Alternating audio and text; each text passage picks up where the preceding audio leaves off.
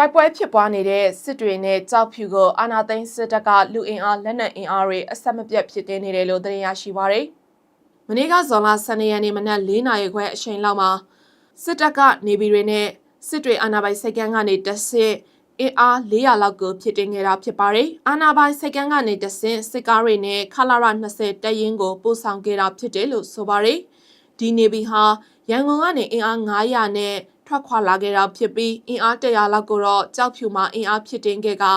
ကြောက်ဖြူကနေတဆင့်ကျန်တဲ့400ကိုတင်ဆောင်ပြီးစစ်တွေမြို့ကိုပို့ဆောင်ခဲ့တာဖြစ်ပါတယ်။ပါလာတဲ့စစ်သားအင်အားတွေဟာအဓိကစစ်မှုထမ်းတွေဖြစ်ကြတယ်လို့စစ်တွေကစစ်ရေးသတင်းရင်းမြစ်တယောက်ကပြောပါရယ်။လူအင်အား900နဲ့အတူလက်နက်ခဲယမ်းအများအပြားလဲပါဝင်နေလို့သိရပါရယ်။ပြီးခဲ့တဲ့ရက်ပိုင်းကလည်းနေပြည်2စီးနဲ့အတူအင်အား300လောက်အင်အားဖြစ်တင်မှုတွေရှိခဲ့သေးတယ်လို့စစ်တွေဒေသခံတွေကပြောကြပါရယ်ရှင်။